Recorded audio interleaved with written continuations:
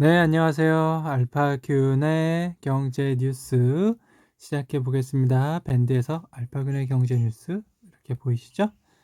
온라인 경제 기사의 달인 알파균 경제 뉴스입니다. 연봉 55억 증권맨 등장했네요. 예. 작년에는 연봉이 2개 넘게 뛰었는데요. 기본급이 7,100만 원에 불과했지만 성과급 등을 반영한 상여금만으로 54억 원을 받았습니다. 삼성증권은 강 지점장은 글로벌 트렌드 변화에 대한 인사이트를 바탕으로 해외 선진 기업과 국내 유망 산업에 대한 적극적인 투자 확대를 통해 고객 수익률을 높였다고 설명했네요. 국채금리 급등 경제 위협, ECB 채권 매입 서두르고 있네요. ECB는요, 이늘 기준금리를 0%로 동결했습니다. 예금금리와 한계 대출금리 역시 각각 연 마이너스 0.5%와 연 2.5%로 유지했죠. 올해 유로존 물가 상승률은 1.5%로 전망했고요. 지난해 12월 전망치에 비해 0.5%포인트 높은 건데요. 올해 경제 성장률 전망치도 기존 전망보다 0.1%포인트 올린 4.0%로 조정했습니다. 샛별 배송 마켓컬리도 올해 미국 상장 모든 가능성 열어놨다고 하네요. 월스트리트 저널은요, 마켓컬리 내부 자료를 이용해 마켓컬리 이용자의 재이용률이 60%로 업계 평균치 29%보다 훨씬 높다고 전했습니다. 마켓컬리가 연내 상장을 고려하는 배경에는 위기감이 꼽히는데요. 경쟁사인 쿠팡은 미국 상장으로 실탄을 확보했습니다. 네이버 쓱닷컴과 같은 국내 이커머스 전자상거래 기업은 연합전선을 이루고 있죠. 차등 의결권이 재벌 경영권 승계 도구라고 이런 내용이 있는데요. 김범석 쿠팡 이사회 의장이요. 차등 의결권도 뉴욕 증시를 선택한 배경이라고 말하면서 차등 의결권 도입 논쟁이 재가열되고 있습니다. 지난 4일 국회 산업통상자원 중소벤처기업위원회 법안심사소위는 차등 의결권 도입 내용을 담은 벤처기업 육성에 관한 특별조치법을 논의했지만 조정훈 시대전환 의원의 강력 반대로 추후 재논의하기로 했습니다. 이 과정에서 불거진 차등 의결권의 5대 오해와 진실에 대해서 알아보겠다고 하는데요. 자, 5대 의혹을 한번 읽어드리겠습니다. 5가지 궁금증이요. 차등 의결권, 재벌 경영권 승계 수단 악용될까? 두 번째, 창업자 마음대로 발행 가능할까? 세 번째, 기존 상장사도 도입할 수 있나? 네 번째, 모든 안건에 행사할 수 있나? 다섯 번째, 차등 의결권이 소액 주주 권익 침해? 네, 이 정도로 있고요. 궁금하신 분은 기사를 한번 읽어보세요. 조재길 기자입니다. 10조 잭팟 김범선 쿠팡 상장 한국 대신 미국 택한 이유가 뭡니까? 쿠팡이 이번 기업 공개로 조달한 자금은 45억 5천만 달러예요. 43세인 김 의장은 갑부 반열에 오르게 됐고요. 지분 10.2%를 확보한 그의 주식 평가액은 이날 종가 기준으로 90억 달러에 육박합니다. 아마존을 벤치마킹했지만 아마존보다 월등한 서비스로 차별화했다는 게 김 의장의 설명이고요. 그는 삼성전자가 일본 소니에서 영감을 받았지만 혁신 DNA 덕분에 소니를 능가할 수 있었다며 집 앞에서 배송기사를 통해 즉각적으로 반품 처리를 할 수 있는 혁신적인 서비스는 미국에서도 부러워하고 있다고 말합니다. 책이 나왔어요. 네. 하버드에서 배우는 부동산 투자 전략이요. 하버드 대학원에서 부동산 투자 실무를 과정을 강의하는 저자가 전하는 부동산 투자 전략인데요. 전 세계적인 부동산 규제와 집값 상승 요인을 각국의 사례를 들어 실증적으로 밝힙니다. 코로나19 이후 집값 전망도 담았네요. 메타버스 날개 달고 미디어주 날개 달까? 국내 주식 시장에서는요, 엔터, 게임 등 미디어 관련 기업들이 주목을 받고 있습니다. 비기트와 네이버가 대표적인데 두 기업은 전략적으로 제휴해 메타버스 플랫폼 시장 선점에 나섰죠.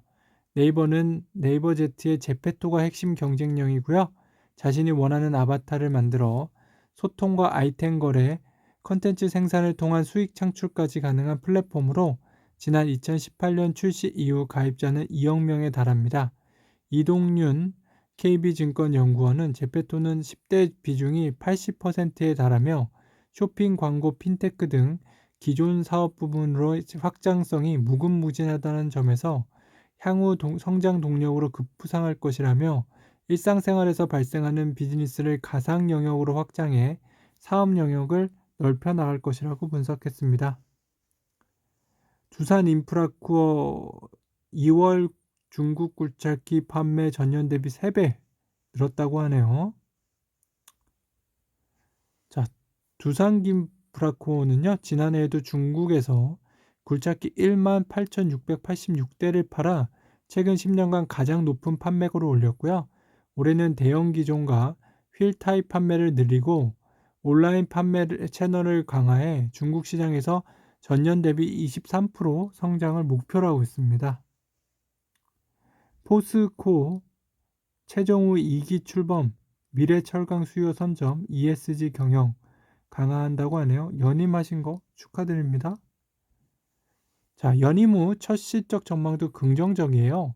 금융정보업체 FN가이드에 따르면 올해 1분기 포스코의 영업이익을 1조 1617억 원으로 전망하고 있어요. 포스코가 영업이익 1조 원대로 복귀하면 2019년 3분기 이후 6분기만입니다. 네, 흑자 전환이고 영업이익도 많이 달성할 것 같으니까 관심 있게 보세요. 테슬라 모터스 진정한 도전에 직면하고 있습니다. 자, 많은 내연기관 차들이요, 이제 다 전기차를 생산하고 있죠. 포드도 마찬가지고 폭스바겐 독일에서 지금 엄청 팔리고 있다고 하는데요. 상대적으로 이제 테슬라의 판매량이 많이 줄어들고 있어요.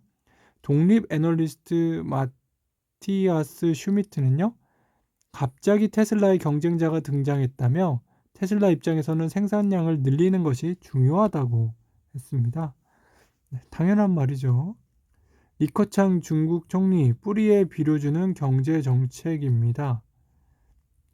올해 중국 경쟁률 목표치 6% 이상 제시한 것에 대해 리 총리는 일부에서 예상보다 낮은 수치라는 평가가 나오고 있는 것으로 알고 있다면서도 지난해 중국 국내 총생산 GDP는 100조 위안을 넘어섰고 100조 위안의 6%면 6조 위안에 해당하는 금액이라고 강조했어요.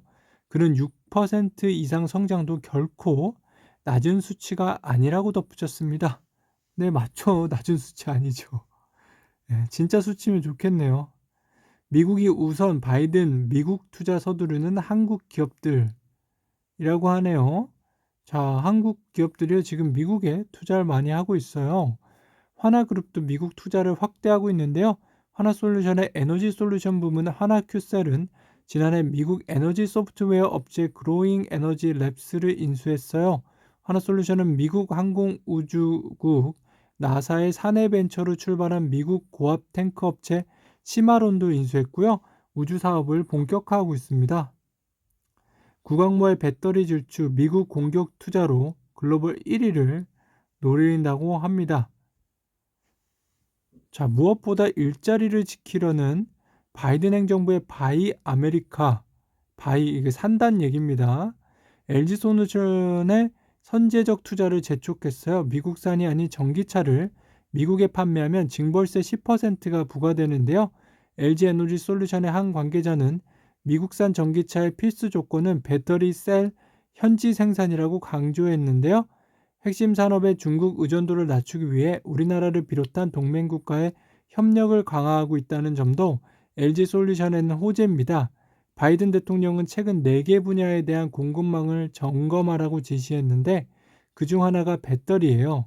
LG솔루션은 이러한 정책을 지렛대로 공장 부지 선정 때 세제 지원 등 각종 인센티브를 강하게 요구할 것으로 알려졌네요.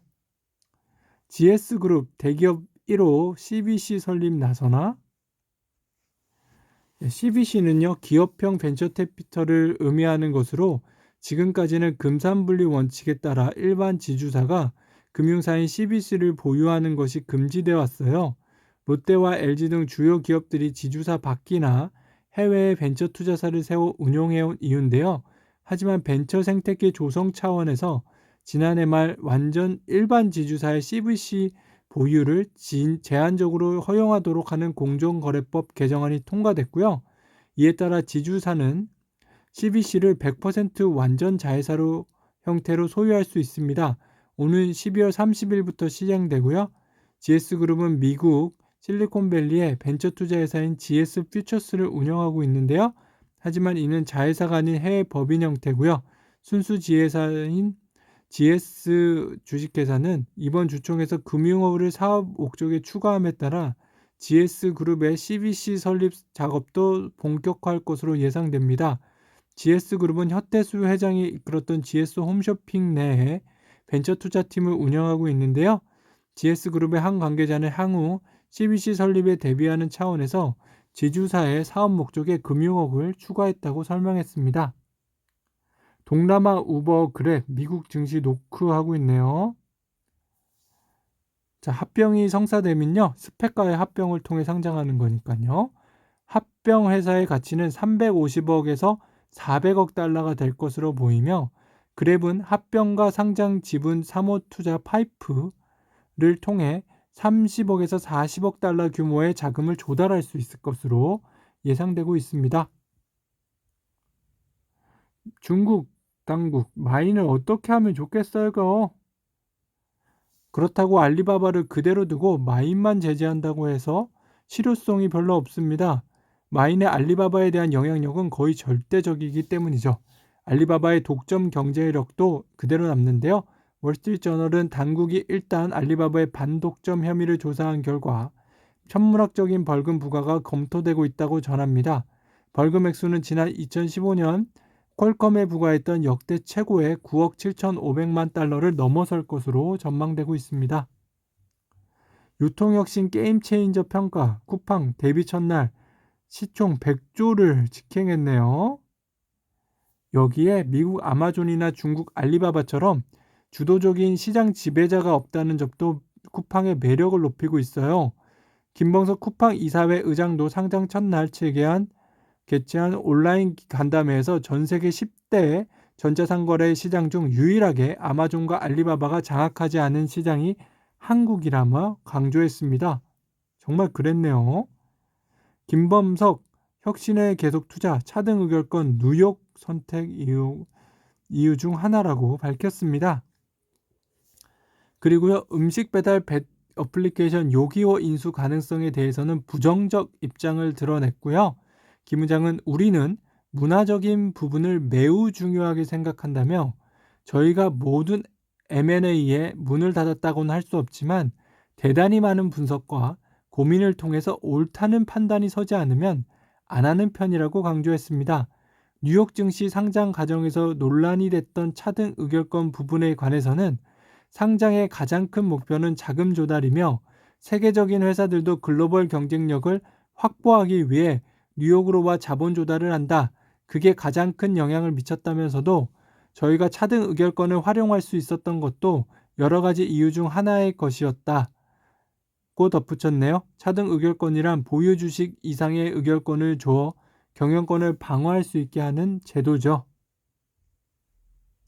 쿠팡 효과의 마켓컬리도 미국 증시 도전한다고 하네요.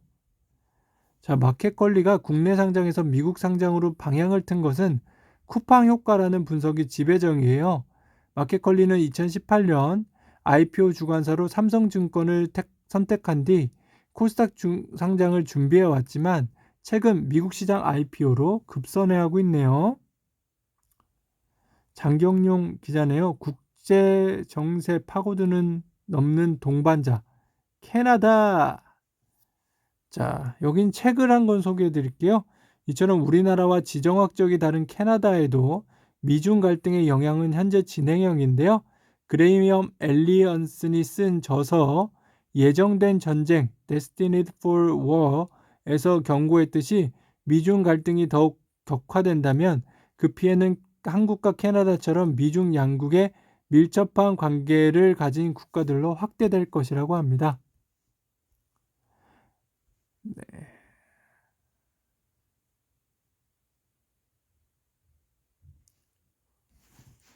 인플레 영향 제한적, 자세로 부실 충격 막을 수 있나? 라고 하네요. 서울경제 사설이에요. 한국은행이 11일 국회에 제출한 통화신용정책 보고서에서 단기적으로 물가 상승을 유의해야 하겠지만 급격한 인플레이션 확대 가능성은 제한적이라고 밝혔어요. 코로나19의 여파가 해소되지 않아 경기 회복 궤도에 진입할 단계가 아니라는 판단에 따른 건데요. 이런 입장은 통화당국이 인플레이션 가능성에 과도한 우려를 표시할 경우 불안을 키운다는 점에서 이해됩니다.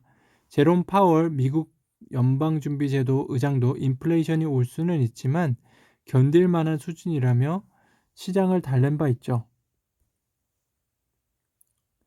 캐시 우드 신드롬, LH의 투기. 무슨 내용입니까? 물론 캐시 우드의 인기 1등 공신은 고수익률인데요. 그러나 개인들이 열광하는 데는 그 이유가 있습니다. 우선 대중과의 소통이죠. 캐시 우드가 이끄는 아크 운용사는 리서치 자료를 아낌없이 공개하고 있으며 유튜브 채널과 여러 언론 인터뷰를 통해 정보와 견해를 투명하게 제공하고 있어요. 요즘 같은 성장주 실현기에 펀드 수익률이 급락해도 캐시우는 숨지 않고 오히려 더 적극적으로 솔직하게 소통하고 있습니다. 실수는 나중에 고쳐라. 아마존의 역발상입니다. 책으로 나왔네요. 자, 우선 제품이나 서비스 출시 준비를 완료한 것처럼 보도자료를 쓰고 회사 내부의 심사를 거칩니다. 보도자료는 제품이나 서비스가 어떤 경험을 안겨줄 수 있는지 그 특징과 기능을 언론과 고객에게 설명하는 창구인데요. 이 과정을 통해 회사 측은 고객이 더 필요로 할 만한 것이 무엇인지 생각해보고 냉정한 평가를 할 수 있게 됩니다.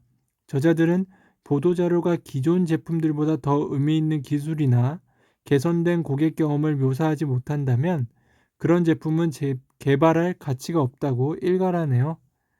네, 상품을 개발하기 전에요. 상품을 출시했다고 상상을 하고요. 출시한 시점에서 기사를 써서 그것이 임팩트가 있으면 실제 개발에 하게 되는 겁니다. 그러니까 거꾸로 개발하게 되는 거예요. 개발부터 하고 기사를 쓰는 게 아니고요. 기사부터 쓰고 개발을 하게 되는 겁니다. 세상을 경악시킨 최악 원전 참사의 전말. 무서워요. 러시아 쪽인 것 같은데요.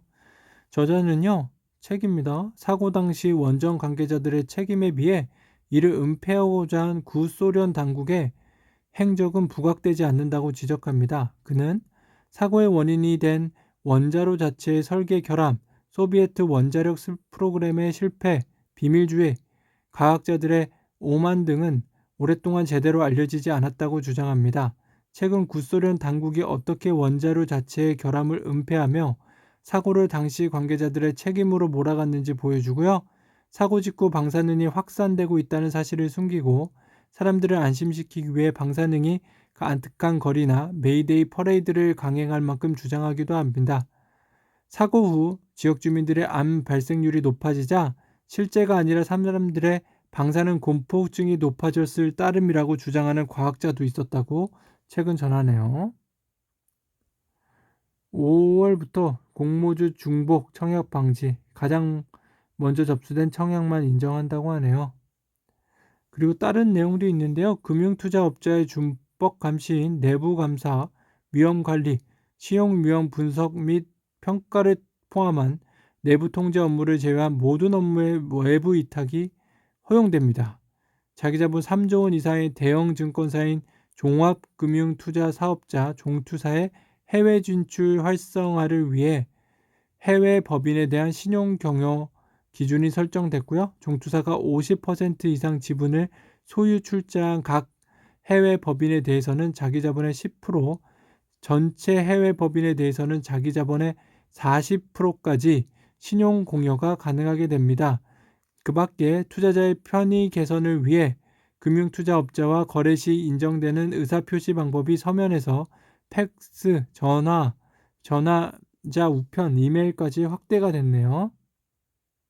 주식농부 스마트인컴 대표 조광피역의 자사주 전략 소각하라! 소각하라! 소각하라! 라고 외쳤네요. 자, 우선 박 대표는요, 회사 지분 46.57%를 차지하는 자사주를 전략 소각해야 한다고 요구합니다. 박 대표는 조광피역에 보낸 주주 제안서에서 자사주를 취득한 후 소각하지 않은 상태에서 회사가 아닌 지배주주 이익을 위해 사용하는 경우가 너무나 많다는 사실을 이제는 개인 투자자들조차 잘 알고 있다고 강조하고 있네요. 미래에셋대우 외환거래법 위반 리스크 벗었습니다. 11일 금융투자업계에 따르면 미래에셋대우는 최근 검찰에서 이러한 조사 결과를 통보받았어요. 미래에셋대우는 지난해 초 약 100억 원을 해외에 투자했는데요.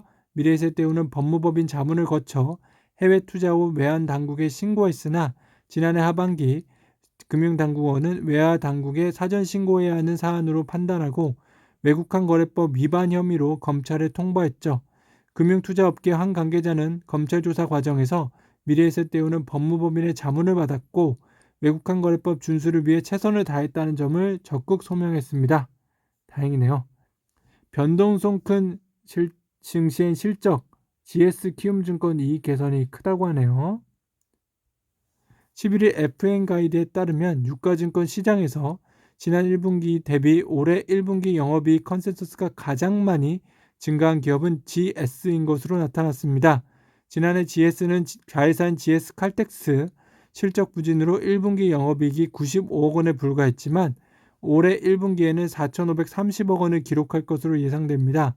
GS 이외에 경기 민감주로 분류되는 효성, 금호석유, SKC 등 화학기업과 LG화학, 삼성 SDI 등 2차전지 업체들도 이익이 크게 늘어날 것으로 전망됩니다. 올림픽 7월 힘 실렸지만 코로나 4차 유행 커진 일본이네요. 고민이 많아졌어요. 일본 정부가 코로나19 해결책으로 백신에 기대를 걸었지만 주사기 부족 등의 문제로 백신 접종이 제대로 이루어지지 않고 있습니다. 일본 후생노동성에 따르면 기준 백신 접종 건수는 14만 건에 불과하고요. 백신 접종은 2월 17일에 시작돼 한 달이 돼가지만 같은 달 26일 백신 접종을 시작한 한국 44만여 건의 접종 수와 비교하면 3분의 1 수준에 불과합니다. 자, 올림픽이 개최될 수 있을까요? 737 맥스 수십 대 납품 계약 보잉 신뢰 회복할까? 예, 비행기 만드는 회사입니다. 로이터는 세부 거래 조건과 발표 시기는 아직 정해지지 않았다고 밝혔고요. 그러면서 업계 관계자를 이용해 이 기종의 정가는 1억 달러 선인데 이번 거래에서는 할인이 적용돼 절반 이하 가격으로 합의될 것이라고 전했습니다. 보잉의 수주잔고는 2월 말 4,041대고요. 이달 12일 에티오피아 항공의 737 맥스가 추락한 지 꼭 2년이 되는 날입니다. 보잉 다시 신뢰를 회복하시길 바랍니다. 칩 내재와 R&D 강화, 탈중국, 애플, 미래향에 쏜 세계의 화살은 요겁니다. 자, 애플은 생산 라인 재편에 시동을 걸었죠. 니케이는 애플의 최대 위탁 생산 업체인 대만 팍스콘이 중국에서 생산된 아이폰 12 물량의 최대 10%를 인도 공장에서 만든다고 보도했습니다. 애플의 주력 상품이 중국 밖에서 생산되는 것은 이번이 처음이고요. 올해 인도에서는 애플 아이패드도 만들어질 계획이에요. 베트남에서 폭스콘 공장에서 일할 직원 1,000명을 채용한다는 공고가 나며 인도와 베트남이 중국을 대신한 애플의 생산 거점으로 떠오르고 있다는 전망이 나오는데요. 인도와 베트남은 미국이 꼽는 반중 연대를 위한 협력 국가라는 점에서 니케이 아시안 리뷰, 애플이 길어지는 미중 갈등에도 안정적 제품을 생산하기 위해 탈중국의 속도를 내고 있다는 분석입니다. 탈중국, 베트남은 늘어나네요. 삼성화재가 미국 인슈어 테크 기업 레모네이드를 주목하는 이유. 네, 레모네이드 유명한 지 꽤 됐는데요. 지난 2015년 설립된 레모네이드 AI 인공지능 기반의 온라인 보험사입니다. 주력 상품은 주택 소유주와 임차인을 보호하기 위한 보험인데요. AI와 빅데이터 알고리즘, 머신러닝 기술 등을 활용해 서류 없이 보험 가입이 가능하고 빠르게 보상이 진행됩니다. 스마트폰 앱으로 90초면 보험 가입이 완료되고 피해 보상도 빠르면 3분 만에 이루어지는 높은 편의성으로 밀레니엄 Z세대를 사로잡았네요. 조지영 기자네요. 공급 부족이 세계에서 가장 높게 집값 올리고 가계빚도 키웠다고 주장합니다. 11일 한은에 따르면요. 우리나라의 2019년 4분기 대비 지난해 3분기 주택가격 상승률은요. 실거래가 기준으로 9.3%를 기록했고요. 같은 기간 미국, 독일, 캐나다, 프랑스, 영국 등 주요 대부분 우리나라보다 낮은 상승률을 보였고 영국은 0.9% 떨어졌습니다. 네, 우리나라가 꽤 많이 오른 편인 맞네요. 인플레 우려 낮다면서 유동성 재기 나선 한은이네요. 한은은요, 급격히 늘어난 시중 유동성이 물가 안정 불안을 자극하고 자산 가격 거품을 조장하는 측면이 있어 금융권의 유동성만 늘려주던 대출 적격 담보증권 확대 조치를 이달 말 종료하기로 이날 금융통화위원회에서 결정했습니다. 대출 적격 담보증권 확대는요. 시중은행이 한은에서 대출받을 때 제공하는 적격 담보 제공을 증권을 국채통화증권에서 한전, LH 등 9개 대형 동김체와 농업공유체 등 대형 공기업체와 농업금융체 등 은행체를 범위로 넓힌 것인데 코로나19로 흔들린 금융시장에 유동성을 공급하던 비상조치 중 하나였죠. 쿠팡 물류센터 7곳 신설 OTT 컨텐츠 늘려서 고객을 잡는다는 얘기 계속 했었습니다. 쿠팡이 불붙인 왕좌의 게임 이베이 인수전이 더 치열해졌네요. 네, 쿠팡이 꽤 인기가 많으니까 다들 이베이에도 더 관심이 많아지나 봐요. 다크호스로 떠오를 수 있는 이베이를 인수할 경우 카카오 쓱닷컴 등 후발주자로 단숨에 톱3건으로 진입할 수 있습니다. 당장 이베이가 누구 품에 안기느냐에 따라 시장 선도업체가 바뀔 수 있는데요. 신세계와 카카오, 이베이 코리아 인수 후력 후보라도 견소되고 있죠. 만약 신세계가 이베이 코리아를 품으면 쓱닷컴의 거래액은 지난해 4조 원에서 24조 원으로 단숨에 올라서게 됩니다. 시장 점유율도 3%에서 15%로 훌쩍 뛰게 돼 네이버 쿠팡과 어깨를 견줄 수 있게 되죠. 카카오톡은 네이버제 스텝으로 카카오 쇼핑을 추가하는 등 올해 이커머스 시장을 본격적으로 강화하고 있습니다. 이 연구원은 쿠팡으로 이커머스 업계에서 몸집 불리기 필요성이 대두된 상황에서 이베이를 인수하면 단숨에 시장 3위로 올라설 수 있는 가능성까지 열리면서 국내 이커머스 시장에서 합종 연행이 가속화될 것이라고 말했습니다. 바이든 중국이 유일한 경쟁자, 핵심 산업 곳곳서 파열음 커질 거라고 하네요. 우선 미국은요, 주요 제품의 공급망에 대한 정보를 동맹국가 공유에 비상시에 대응한다는 방침인데요. 미국, 일본, 인도, 호주 4개국이 다음날 열릴 쿼드 정상회의에서 중국의 히토류 무기와 대응하기 위해 히토류 생산기구 개발 프로젝트에 착수하고 자금을 지원하는 방안을 논의하고 있다고 하네요. 디지털화 패권 경쟁 치열, 중국, 미국 국채 투매로 맞서나? 네. 미국 국채를 세계에서 두 번째로 많이 가진 나라가요, 중국이래요. 첫 번째가 어딘지 아십니까? 네, 맞습니다. 일본이에요.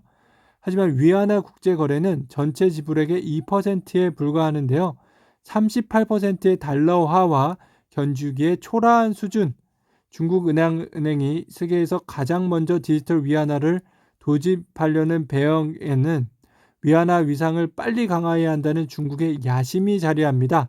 시장에서는 중국 정부가 내년 2월 베이징 올림픽을 전후로 디지털 위안화를 발행할 것을 예측하고 있는데요.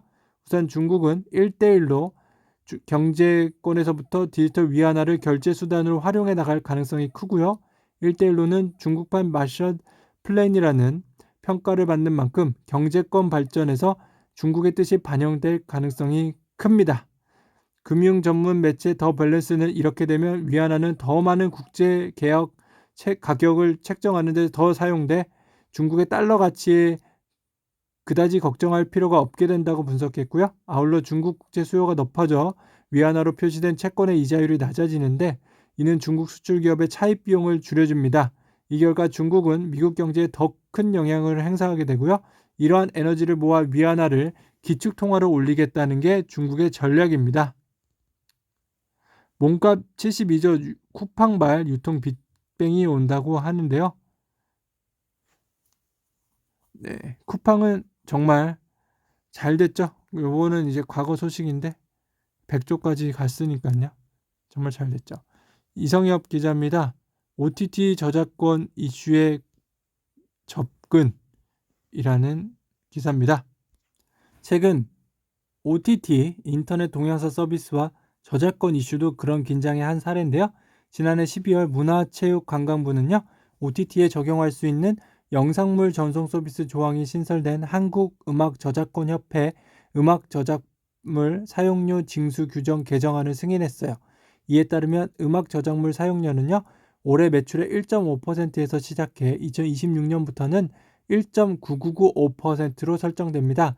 그동안 웨이브, 왓챠 같은 국내 OTT들은 협회가 요구하는 매출액의 2.5%의 사용료는 과도하며 OTT는 성질상 다시 보기 서비스이므로 협회 징수 규정상 방송물 재정성 서비스에 해당하는 수준인 매출액의 0.625%의 사용료를 지불하는 것이 타당하다는 입장인데요.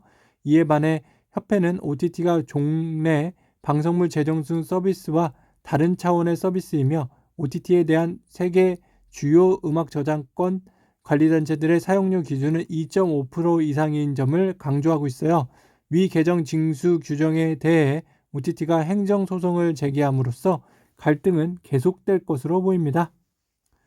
네, 여러분 어떠세요? OTT에도 많은 수수료를 물려야 된다고 생각하십니까?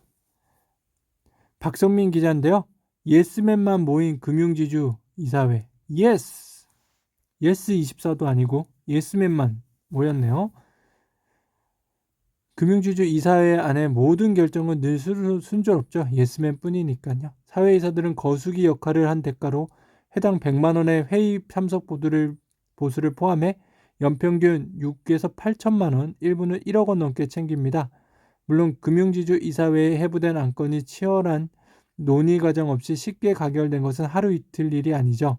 하지만 지난해 사모펀드 불안전 판매, 주요 경영진의 연임 이슈 등으로 금융지주들이 떠들썩한 논란에 휩싸였던 분위기를 생각하면 찬성 일생 속에 순조롭게 진행된 이사회를 곱게 볼 수만은 없습니다. 고액 보수를 챙기는 사회이사들은 이사회 거수기 노릇을 멈추고 다양성과 전문성을 살려 경영진 견제 기능을 제대로 수행해야 합니다.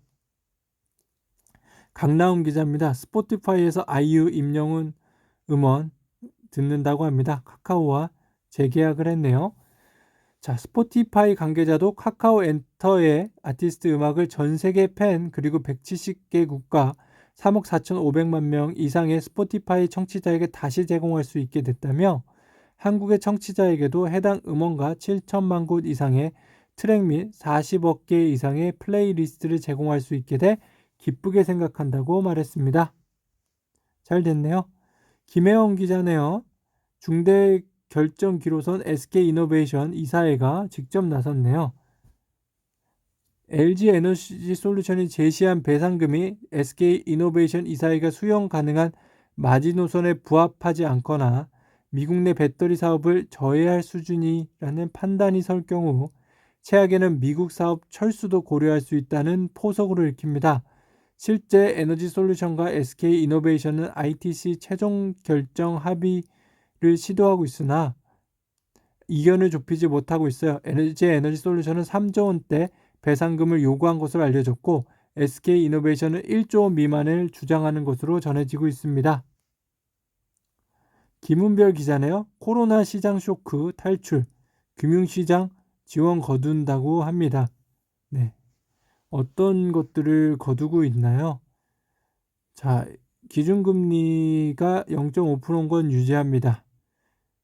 600억 달러 규모 한미 통화 스워프 9월 30일까지 연장합니다. 무제한 한매 조건부 채권 RP 매입 7월 말 종료했죠. 작년 7월 말. 증권보험사 대상 금융안정특별대출제도 올해 1월, 2월, 3월, 2월 3일 종료됐죠. 공개시장 단순매매 대상증권 확대 올해 3월 말 종료 예정. 공개시장 운영 RP 대상증권 확대 3월 말 종료 예정. 대출 적격 담보증권 확대 4월 말 종료 예정. 금융중개지원 대출 한도 증액 및 금리 인하 3월 말 종료 예정. 인수 여부 검토 중. 네, 슬슬 원래대로 돌아가려고 하는 것 같습니다. 오영길 기자네요. 보험에 관한 내용인데요. 집단소주제 주요 내용입니다. 집단소주제가 많아지면은 이제 회사의 임원이요, 리스크가 커지죠. 회사가 잘못되면 임원이 그걸 다 물어내야 되니까요. 또 그거에 대한 보험이 생기네요.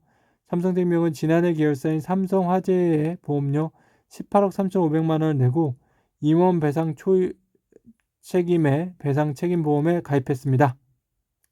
삼성화재는 현대해상과 KB손해보험의 보험료 약 9억 5,500만 원에 가입했고요. 두 회사에 보장한다는 1,000억 원, 임원 배상 책임보험에 가입한 금융사 중 가장 높은 설정액입니다.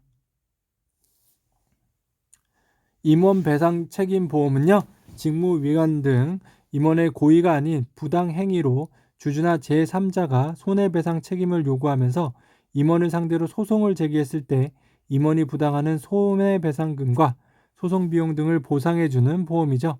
1년 단위로 매년 재갱신되고 있다고 합니다. 3%룰 첫 주총, 경영권 분쟁이 현실화됐네요.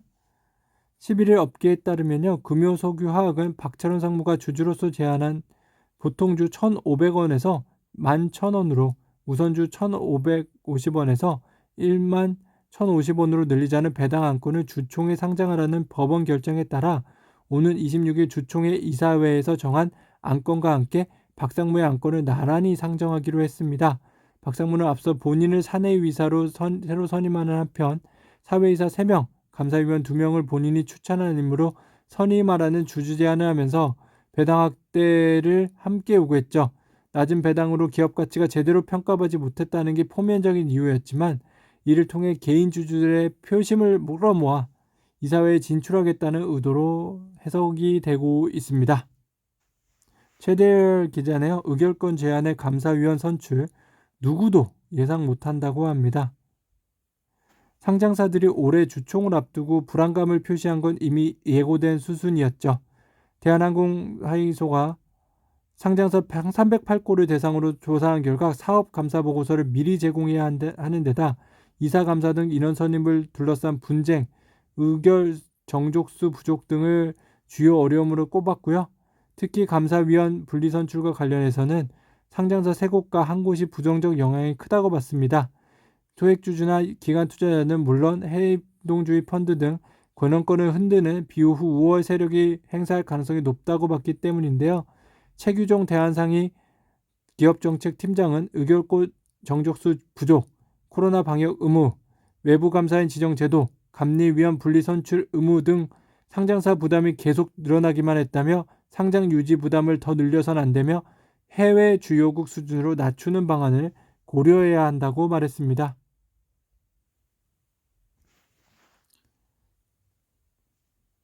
한국경제 사설이네요.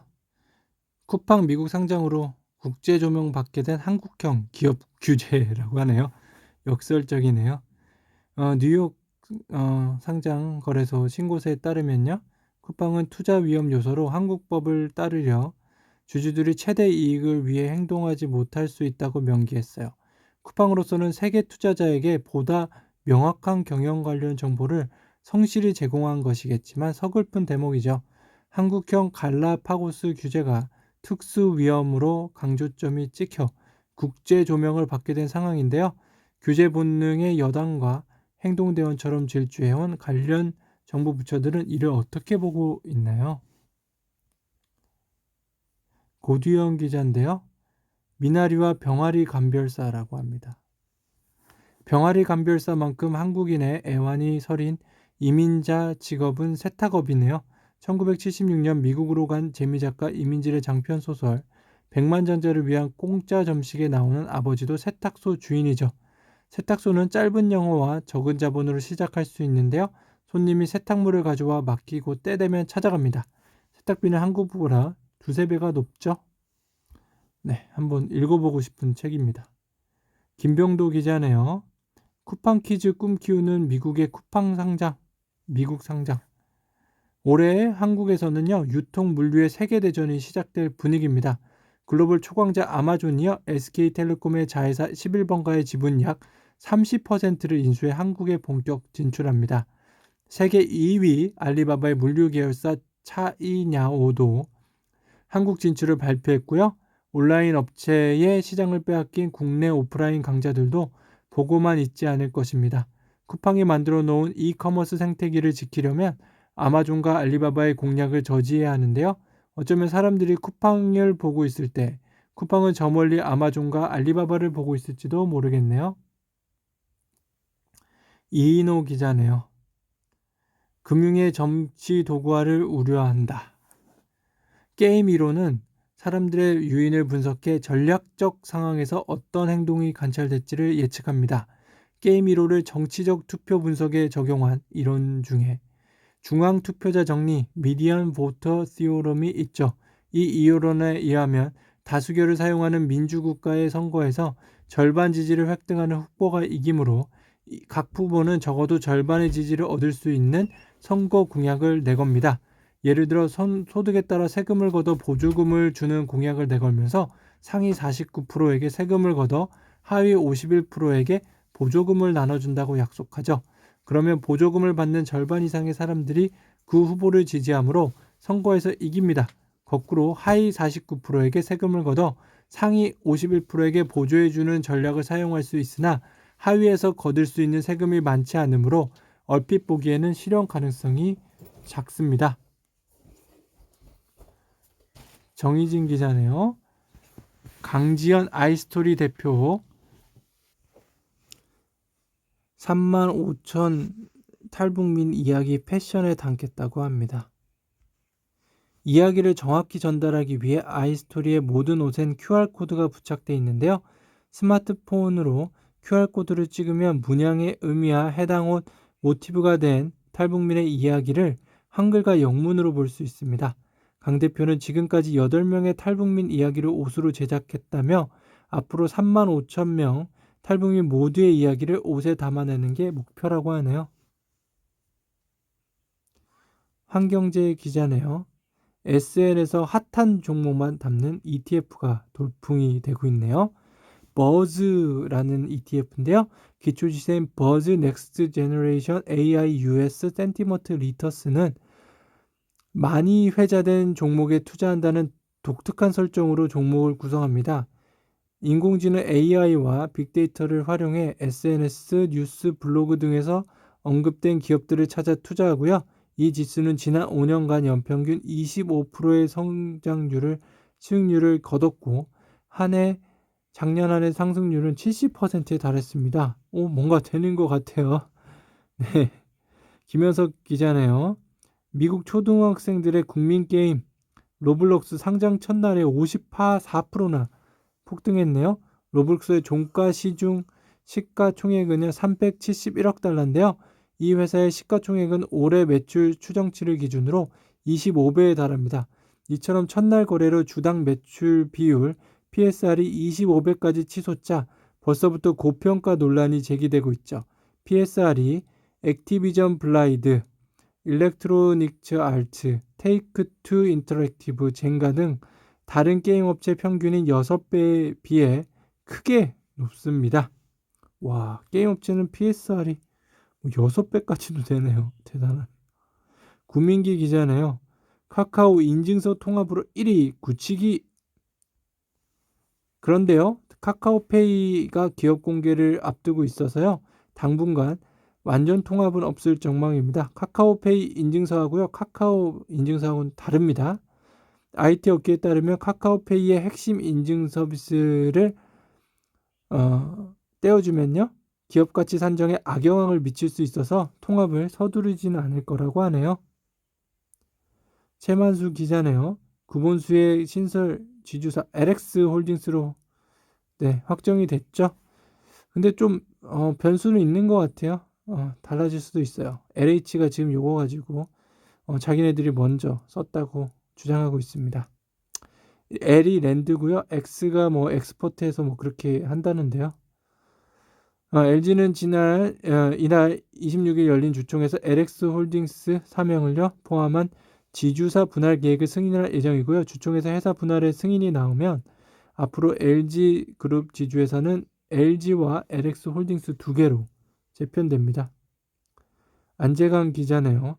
SK 이사의 LG의 무리한 요구 받지 마라 3조 합의안 거부하네요. SK이노베이션은 ITC 수익급지 결정에 대한 미국 대통령의 거부권 행사를 미국 행정부에 요청한 상태고요. 거부권 행사 기한은 다음 달 11일까지예요. 업계에서는 거부권 행사가 이루어지지 않을 경우 SK이노베이션이 중대 결정을 발표할 수밖에 없다고 보고 있는데요. 최악의 경우 미국에서 철수하는 방안을 내놓을 수밖에 없다는 관측입니다. 강경민 기자입니다. 반도체 품귀 뒤에서 웃는 알짜 기업 90% 독점 공급. 어딥니까? 올해부터 기업이 의무적으로 돈을 내고 구매하는 탄소 배출권이 3배 이상 증가하면서 배출권 가격도 오를 전망인데요. 휴캠스가 탄소 배출권 판매로만 수백억 원의 매출을 거둘 수 있으므로 증권업계는 예상하고 있습니다. 신진용 휴겜스 대표는요, ESG 환경, 사회, 지배구조 경영도 강화해 사회적 책임과 의무 이행에 앞장서겠다고 말했네요. 인플레 차단 나선 한국은행 물가 오름세 멈출 거라고 예상하고 있습니다. 자, 한은은요, 시장금리 안정화를 위해 올 상반기 5에서 7조 원 국채를 사들인다는 계획을 지난달 발표했고요. 이 계획의 일환으로 지난 9일 국채 2조 원어치를 긴급 매입하기도 했죠. 박종성 한은 부총재보는 이날 통화신용정책보고서 설명회에서 시장 상황에 따라 올 상반기 국채 매입 규모는 7조 원을 웃돌 수 있다고 밝혔습니다. 김익환 기자네요. 인플레 차단 나선. 방금 했죠. 주용석 기자입니다. 1조 9천억 달러 부양책 미국 하원 통과했습니다. 내년까지 완전 교육하겠다네요.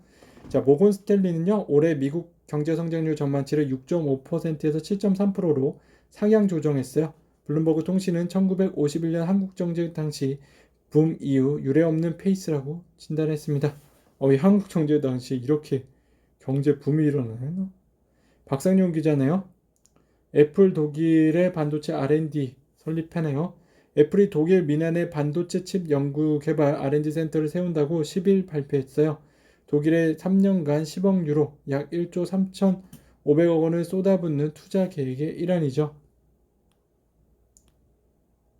김익환 기자네요. 한국은행 작년 순이익 7조, 사상 최대, 법인세 2조 8천억 원, 삼성전자 이어서 2위입니다. 네, 한국은행이 이렇게 법인세 많이 내는 줄 아셨나요? 네, 삼성전자 다음에 두 번째로 큰 기업이네요. 한국은행은요, 법인세를 빼고도 지난해 결산 후 5조 1,500억 원을 올해 추가로 국가에 기속시켰어요. 한은법에 따라 한은은 당기순이익의 31에서 32%만 내부에 적립할 수 있고 나머지 70%에 육박하는 돈은 정부에 내야 하기 때문인데요. 법인세까지 포함하면 정부는 지난해 결산 후 총 8조 원을 한으로부터 받게 되는 셈입니다. 임근호 기자네요. 쿠팡 상장 후 주가 얼마까지 갈까? 네, 많이 갔어요. 네, 이 내용은 그때 말씀드렸으니까. 네, 72조 유니콘 신화쓴 쿠팡 미국 주식 태극기 걸었네요. 네. 자, 2013년 겨울 청년 김범석과 박대준은 미국 실리콘밸리를 헤매고 있었죠. 목적은 단 하나, 개발자 영입이었어요. 김우진과 박 대표는 스타트업 사무실마다 문을 두드리며 찾아가 한 명 한 명 설득했고요. 아무도 쿠팡을 더들어보지 않던 시절이었는데요. 악정 고투 끝에 김 의장은 캄시라는 스타트업을 인수하게 됩니다. 2014년 4월 1일인데요. 당시 캄시는 인터넷 사용자에 대한 데이터를 분석해 인공지능 쇼핑 추천을 해주는 업체로 주목받고 있었죠. 쿠팡이 2014년 로켓 보상을 선보인 것도 이렇게 실리콘밸리의 데이터 전문가들을 둥지로 끌어들였기에 가능했겠다는 평가가 나옵니다. 네, 진짜 쿠팡이 빅데이터 기업인 것 같기도 하고요. 박동희 기자네요. 쿠팡 미국 공모가 35달러, 몸값 72조, 국내 3위입니다. 네.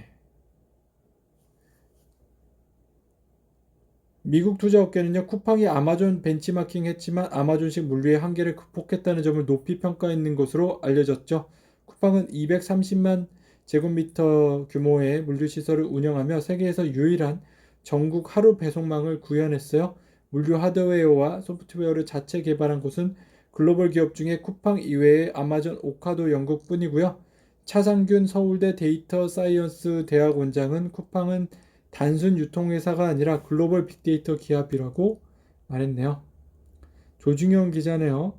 국민연금 3개월간 삼성전자 4조 5천억 원 순매도, 보유주분 9%를 화해한다고 합니다. 네. 자, 삼성전자 지분율이요. 작년 11월에 9.6%에서요. 3월에 8.9%까지 떨어졌습니다. 네. 삼성전자 주식이 왜 떨어지는지 알겠네요. 정인지 기자네요. SK바사 청약 대박 났는데 모회사 SK케미컬은 40% 빠진 이유. LG에너지솔루션은요, 지난해 LG화학에서 물적 분할된 이후 올해 1월에 KB증권, 모건스탠리 등을 상장 주관사로 선정했어요. 당시 의결권 자문사는요, 서스틴베스트는 물적 분할 후 IPO 방식은 지배주주에게 일방적으로 유리한 결과라고 지적했어요. 이제 물적 분할은요, 모회사 자회사, 엄마, 아들 이렇게 아래 회사로 나눈 그런 분할을 얘기하는 거예요. 한 회사를 엄마랑 아들로 나누고요. 인적 분할은요, 두 개의 인격체로 나눠요. 엄마, 두 개, 엄마, 아빠 이렇게 두 개로 나누기 때문에 동등한 두 개의 회사로 분할하는 겁니다. 그러니까 엄마, 아들로 하면은요, 그 엄마의 회사에 너무 일방적으로 유리하다는 얘기죠. 우리나라는 좀 이렇게 많이 하고 있나 봐요. 자, 쿠팡 관련된 기사인데요. 4조 원 실탄 마련한 쿠팡. M&A 신사업 어디에 투자할까? 쿠팡의 홈플러스 인수설도 나오네요. 지속적으로 나오는데요. 쿠팡이 롤모델로 삼은 아마존이 이커머스 사업으로 입지를 구축한 뒤 미국 슈퍼마켓 체인 홀푸드를 인수, 오프라인으로 역진출했기 때문인데요. 홈플러스 몸값은 4조 원 내외로 추정되고요. 쿠팡이 홈플러스 인수 시에 취약점으로 꼽혀온 신선식품을 강화할 수 있습니다. 한 이커머스 업계 관계자는 쿠팡의 M&A 나서기에는 8년은 매각 측과의 첨예한 이해관계가 깔려있어 쉽지 않을 것이라며 물류센터 확충에 주로 힘쓸 것으로 보인다고 합니다. 하나에어로 미 범인 P&W 최고 파트너 인정. 미국 수주 가속화되네요. 하나에어로스페이스 관계자는요, 현재 코로나19 사태 등으로 인한 한국 업계 위기 속에서 오히려 물량을 확대한다는 것은 지난 40년간 항공 엔진 부품 전문 제조회사로 쌓아온 기술력과 품질에 대한 신뢰의 결과라고 말했고요. 하나에어로스페이스는 세계 3대 엔진 제조사인 P&W와 롤스로이스, 제너럴 일렉트릭부터 부품 공급 관련 대형 수주를 따내 수주 잔고가 약 24조 원에 달한다고 합니다. 하나가 이렇게 좋았네요. 조성훈 기자네요. 당근마켓 지켜달라는 아내의 부탁. 예, 안 그래도 각종 스토킹이 빈번한 시대에 분쟁을 빌미로 개인정보를 취득하려는 시도가 배제하기 어려운데요. 어쨌든 범죄의 비밀가 될 수는 있어요. 어찌어찌 분쟁이 해결됐다 해도 한 번 전달된 개인정보가 제대로 파괴될지 의문이고요. 당근마켓의 회원 수는 2천만 명, 하루 이용자는 1,400만 명에 달합니다. 공정위는 개인 간 거래에서 판매자의 연락 두절이나 환불 거부, 사기 거래로 인한 각종 소비자 피해 예방과 구제 목적이라고 설명하는데요. 그러나 이 역시 옹색합니다. 택배 거래가 아닌 물건을 직접 확인하는 대면 거래는 분쟁이 드물고요.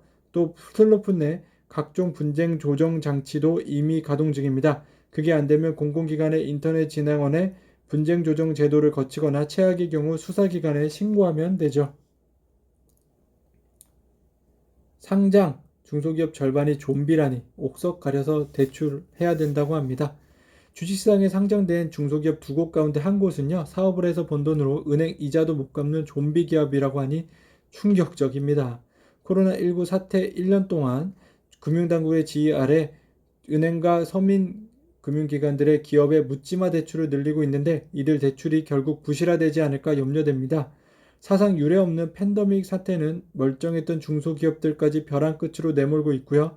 지난해 9월 말 기준으로 자산 5천억 원 이하인 상장 중소기업 1,389억 곳 가운데 이장 보세 비율이 1 미만인 곳은 전체의 46.5%에 달합니다. 이자 보상 비율이 1 미만이라는 것은 영업이익으로 대출 이자도 못 낸다는 뜻인데요. 이른바 한계기업 또는 좀비기업으로 불립니다. 이런 한계기업 비율은 현 정부 출범 초기인 2017년 32%였고요. 2019년 39%였고요. 그런데 코로나19 사태를 거치면서 46%까지 치솟았죠. 매일경제 사설이네요. 쿠팡 뉴욕 증시도 잭팟, 유통 물류 혁신 기폭제 되길 바란다고 하네요. 자, 쿠팡이 이뤄낸 배송 속도의 혁명은요, 세계 1위 온라인 유통업체 아마존을 앞설 정도라고 합니다. 새벽 12시 전에 주문하면 이튿날 배송을 완료하는 로켓 배송이 대표적이고요. 쿠팡은 대부분의 제품에서 로켓 배송이 가능합니다. 그러나 아마존의 고속 배송인 프라임 서비스는 일부 품목과 지역에 국한되어 있고요. 또 신선제품 배송에서도 쿠팡은 새벽 배송을 전상시키며 아마존을 능가하고 있어요. 아마존은 2000년대 중반 자체 사업으로 식료품 배송을 실시했으나 실패했고요. 식품 유통기업 홀푸드 마켓을 인수해 도약을 노렸으나 여전히 고전 중입니다. 국토가 좁은 한국상을 감안하더라도요. 쿠팡의 혁신은 놀라운 수준입니다. 아마존보다 더 낫다는 얘기네요. 네. 소니보다 삼성전자가 더 나아가지고 삼성전자가 나중에 앞섰듯이 아마존은 이제 쿠팡이 앞서는 그런 날이 왔으면 좋겠습니다. 김동래 기자인데요. 3기 신도시의 빛과 그림자. 만난 대장에는 구더기가 꼬이기 마련이다. 문제는 돈 되는 신도시 사업에 구더기가 꼬일 줄 알면서도 아무런 조치 없이 수수방관해온 것이다.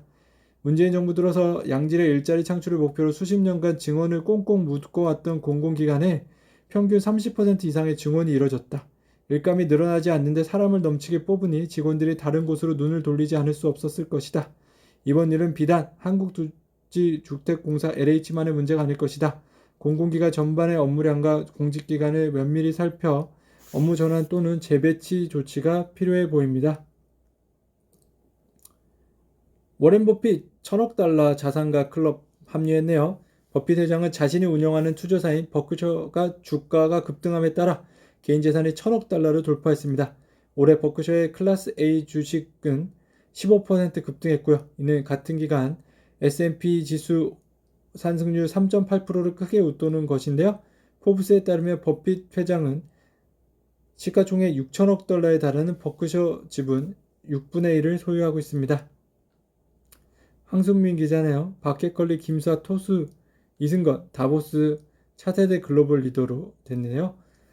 이 밖에 또 지금까지 차세대 리더의 이름을 올린 한국인은 정의선, 현대자동차 그룹 회장, 김동관, 하나솔루션 사장, 이혜진 네이버 글로벌 투자 책임자, 축구선수 박지성 씨, 우주비행사 이소연 씨 등이 있네요. 전지현 기자인데요. 국보 보물 50%가 개인 소유, 상속 물납제 국가 보존을 했다면 좋겠다고 하는데요. 그는 11일 천도교 중앙대교당에서 한국고미술협회, 한국미술협회, 한국화랑협회가 공동 주최인데 공중이라고 했네요. 문화재 미술품 물납 도입에 관한 세미나에서 이같이 밝혔어요. 책에서는 현재 세법상 삼성과의 물납이 불가능하다 해도 우회적으로 대물 변제와 같은 효과를 지닌 방법을 찾아볼 필요는 있다며 국가가 낮은 감정가액으로 삼성의 미술관과 소장품들을 매입해 국공립 미술관을 지으면 어떨까라고 제안합니다. 네, 삼성 미술품이 수조 원이 된대요. 네, 그거 팔아가지고 상속세 내도 될 정도나 되겠네요. 1년치 되겠네요. 2조 원에 1년에 2조 내야 되니까. 김재린 기자인데요. 작년 폐원 261곳 유치원 가압상속세 공제. 자, 이번 법안에 따르면요, 가압상속 공제 대상에 유치원을 포함함으로써 설립자가 사망하더라도 우수한 사립유치원이 지속적으로 운영돼 육아 합숙권이 안정적으로 보호될 수 있도록 했죠. 현행 세법상 가압상속 공제 대상이 되면 피상속인이 10년 이상 계속 운영한 유치원을 상속인이 승계할 경우 가압상속재산가액의 100%를 상속세 대상에서 제외해 줍니다. 교육부는 기획재정부와 올해 말까지 실무협의를 마무리해 내년 시행을 목표로 하고 있죠. 가압상속공제는 주로 중소, 중교기업의 원활한 가압승계를 지원하는 제도로 그동안 사립유치원 측에서는 학원에도 적용되는 가압상속공제가 사립유치원에는 적용되지 않는 것이 역차별이라고 주장했죠. 전체 사립유치원 중 10년 이상 운영돼 가압상속공제를 받을 수 있는 유치원은 77%입니다.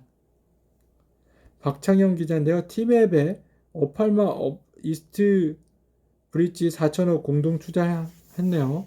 SK텔레콤은요, 이번 프리 IPO를 통해 신규로 참여한 재무적 투자자들 우버와 함께 머리를 모아 티맵 모빌리티 발전 방안을 구상할 계획입니다.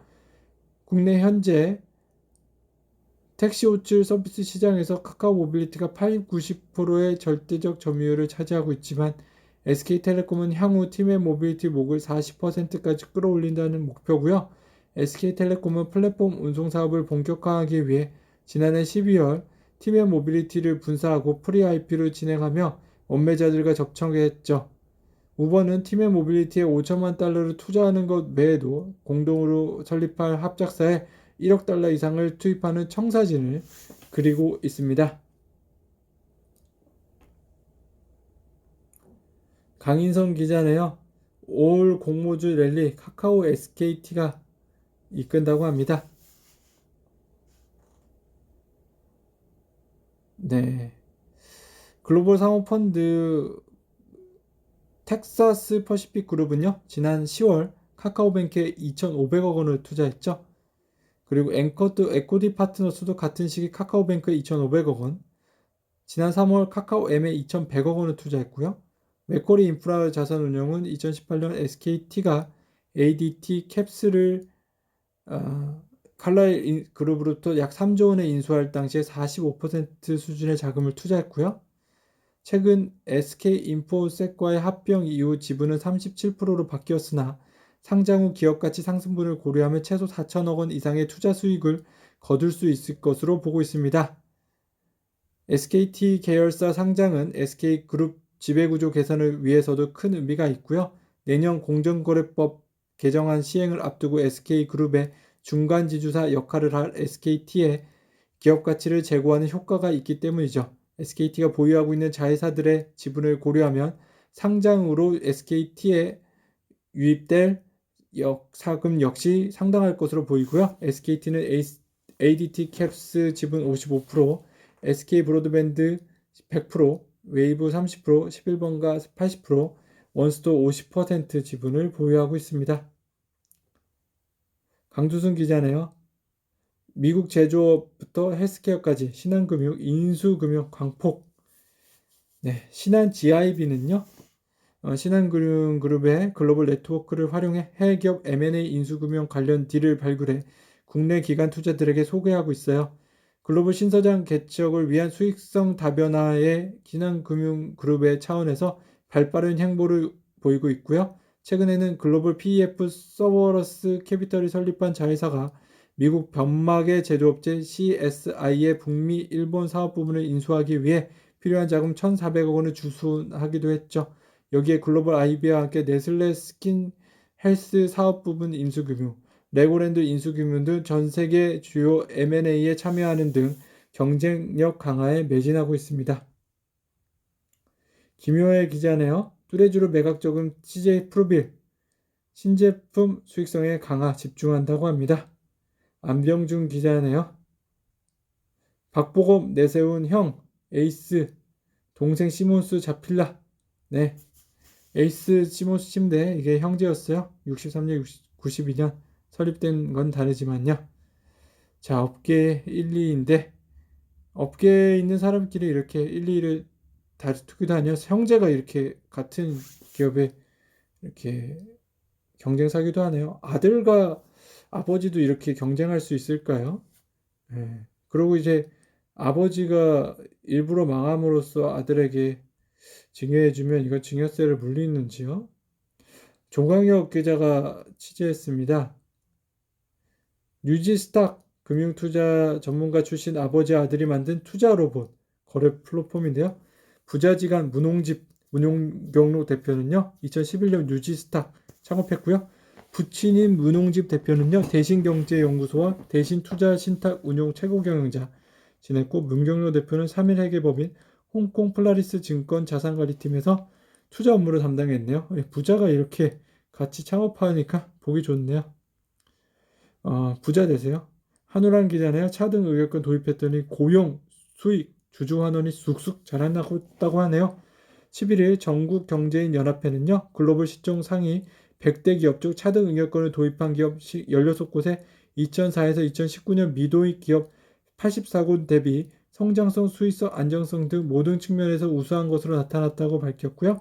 대표 차등 의결권 도입 기업으로는 우리에게 친숙한 알파벳, 페이스북, 컴커스트, 나이키, 유니레버, 쇼피파이, 알리바비, 루이베통, 도요타 등이 있습니다. 박용범 기자네요. 미국 부양안 확정되자 모건 스탠리 7.3%로 미국 성장률을 올렸습니다. 골드만삭스는 부영책 통과를 전제로 성장률을 6.8%로 올렸고요. 네. 김태선 기자는 송정희의 쿠팡 매직 3.3조 투자에 21조 대박. 7배나 올렸네요. 대단합니다. 쿠팡도요, 이제 스탁 옵션을 통해서 많은 사람들이 또 주식을 받게 되겠죠. 박윤봉 기자인데요. 10년 굿 이룬 김봉석. 예. 여세모라 이제 유통판도 흔들려고 하고 있죠. 네. 일단 김 의장이 어떻게 창업하게 됐는지 또 말씀드리면 과거 내용은 좀 말씀드렸기 때문에 옛날 편 들어보면 나올 거고요. 이제 최근에 쿠팡 사업하게 된 거는요. 소셜 커머스의 효시로 불리는 그룹폰이었어요. 김 의장 미국에 그룹폰이 있는데요. 김 의장이 이 사업을 한국 시장에 적용할 뜻을 가지고 하버드대 MBA 입학반 반년 내 만에 자퇴한 뒤에 귀국해서 쿠팡을 설립했습니다. 쿠팡이 팡팡 쏟아진다는 뜻을 따진 쿠팡은요. 위메프 티몬과 함께 소셜커머스 3총사를 불리며 시장에 포문을 열었죠. 이용익 기자인데요. NC로 가고 싶다. 택진이 형, 전 직원 1천만 원씩 인상했고요. 또 네오유즈도 이날 개발 직군과 비개발 직군에 상관없이 일괄적으로 연봉 400만 원을 올리기로 결정했어요. 이날 올린 액수만 보면요. 2천만 원 연봉 인상을 결정한 크라프톤이나 웹젠에 비해 모자란 것으로 보이지만 웨이즈는 지난 2월 연봉 협상이 끝난 상황에서 추가 인상안을 내놓은 것이라 관심을 끌고 있죠. 네, 배달의 민족 창업자가요. 기부를 하게 됐죠. 증여. 네, 직원들에게 1,700명에게 주식을 지급하고요. 2020년 이후 입사자는 2천만 원 상당이고 이전 입사자는 근속기간에 따라 차등 지급돼 1년 평균 5천만 원 상당의 주식을 받게 됩니다. 직원 증여 주식은 DHI 계약 조건에 따라 3년 뒤 받게 되고요. 우한유대 특은 주요 주식 증여에 따른 의무 재직 기간은 없으며 주식 지급 시기인 2024년 이전에 퇴사하더라도 모두 주식을 받게 된다고 하네요. 네, 감사합니다. 김용진 의장님. 저도 여기에 다녔다면 받았겠죠. 자, 알파윈의 경제뉴스 여기까지였고요. 오늘도 즐거운 하루 되셨습니까? 좋아요와 구독 팍팍 눌러주시고 많이 응원해 주세요. 댓글도 많이 남겨주세요. 네. 어떻게 발전하면 좋을지, 어떻게 듣고 있는지 알려주시면 저도 많이 힘이 될 것 같습니다. 감사합니다.